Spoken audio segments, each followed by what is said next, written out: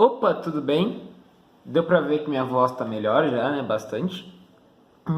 E, tanto comemorando a volta da voz, vamos fazer mais uma questão. A questão 33 da prova azul da Escola Naval.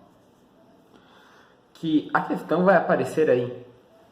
É uma questão de interferência. Desculpa. Basicamente isso, interferência, não tem nenhum outro assunto muito misturado aí. As contas de interferência nunca são difíceis, o problema de interferência é entender o que está acontecendo. Sempre é isso, o problema é entender o que está acontecendo. Tem muita gente que tem dificuldade com interferência porque não consegue manipular quando é que está a fase, quando é que não está em fase, o que é estar em fase, o que não é. Mas a questão em si, essa da Escola Naval, não era muito complicada de interferência. Corroborando com essa prova de física que não estava muito complicada. Tá? Vocês viram a questão aí? A questão de 33. Vou desenhar aqui o que a gente tem na questão. A gente tem 5 pontos. A gente tem o ponto 1, o ponto 2, o ponto 3 e o ponto 4. E aqui a gente tem o ponto P. O F1, no caso, né, seria F1, F2, F3, F4 de fonte, né? Aí ele diz o quê? Ele diz que entre F1, F2, entre F2, F3 e entre F3 e F4 tem uma distância D que é constante, que vale 0,2 metros. Tranquilo? Aí ele diz que isso é uma onda sonora e ele te dá a velocidade dessa onda, que é 330 metros por segundo. E ele te dá a frequência da onda, que é 825 Hz. Aí ele quer saber qual que é a amplitude no ponto P da onda, sabendo que todas as fontes têm a mesma amplitude A e são isotrópicas, então elas se propagam da mesma maneira. Elas propagam todas da mesma maneira, com intensidade decaindo no R ao quadrado, então não tem problema de preocupar com intensidade.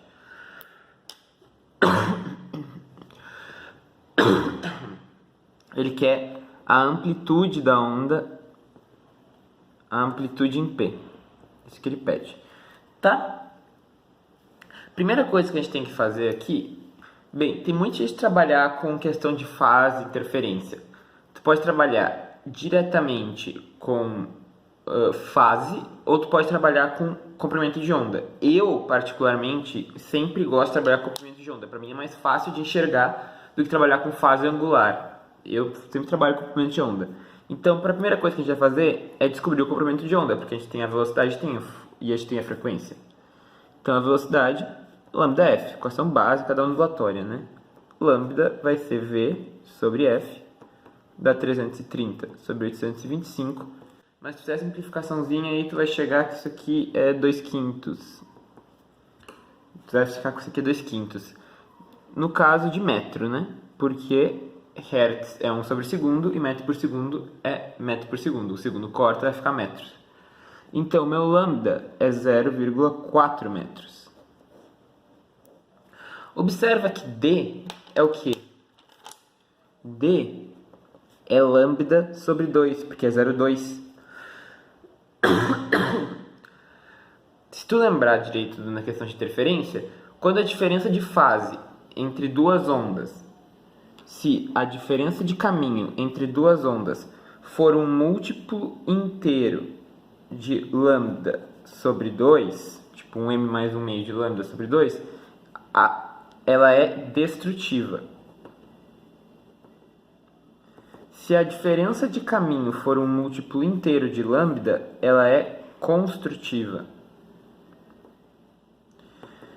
Então a gente tem que fazer o quê? A gente tem que analisar qual que é a diferença de caminho entre todas essas ondas em relação a P e ver se elas se somam ou se elas são destrutivas. Poderia ser uma fase intermediária? Poderia. Aí ia ser uma parcela da amplitude. Mas como caiu bem caso lambda e lambda sobre 2, não vai ter problema com isso. Aí a gente vai trabalhar só com construtiva e destrutiva mesmo. Então aqui a gente vai chamar de x, ó. Certo? Então, qual que é a diferença de caminho entre F1 e F2? Vamos dividir em partes, então. Interferência é sempre isso. Tu tem que analisar o caminho. Qual que é a diferença de caminho? O que uma percorre mais que a outra? tu pode fazer o caminho mesmo. O caminho de L1 é o quê? É x mais 3D. E o caminho de L2? É x mais 2D. X mais 2D. E o do de L1 de x mais 3D. Então, ΔL vai ser o quê? Vai ser D, né? 3D menos 2D dá D e x menos x dá 0. Sendo assim, D é 0,2. E 0,2 é quantos lambda? 0,2 é lambda sobre 2. Então, a diferença de caminho entre F1 e F2 é meio comprimento de onda. Então, F1 e F2 se destroem.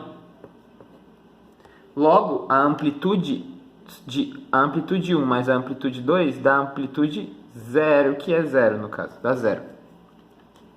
Tá? Mas, então a gente já descobriu como é que F1 e F2 se somam. Agora a gente tem que descobrir como é que F3 e F4 se somam e somar com a soma de F1 e F2.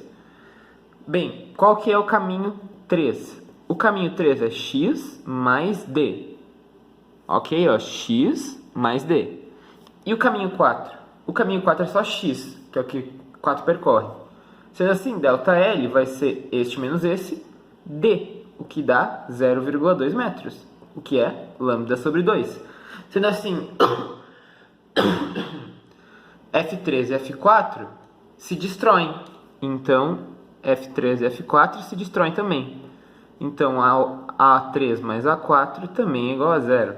Sendo assim, a soma das amplitudes todas, A1 mais A2 mais A3 mais A4, é igual a 0. Ou seja, a amplitude em P, ela é 0. O que nos marca a alternativa A. Ok? Questão 33. O mais difícil é conseguir entender como é que funciona a interferência, como é que funciona a diferença de caminho. Não é o único jeito de fazer.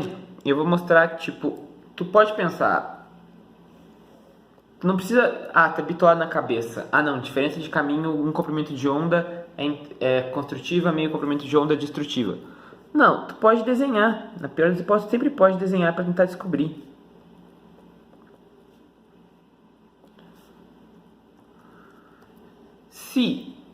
Se daqui até aqui é 0,2 e o comprimento de onda é 0,4, então aqui é metade do comprimento de onda. Vamos supor, ele não disse em que instante ela começou de fase, se ela começou no 0, mas a gente pode supor que ela começou no 0.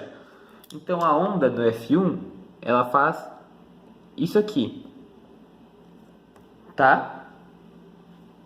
Isso é F1. A onda F2, ela faz o quê? Fazer em verde. Como ela começa também, ela tem a mesma... isso é uma coisa. Eles disseram que elas têm a mesma fase, então elas começam todas no mesmo ponto. Então, se essa aqui começou em 0, essa aqui vai começar em 0 também. E a amplitude é a mesma. Então, F2 vai fazer a mesma coisa. E F3? Faz em vermelho. F3, aqui. E F4?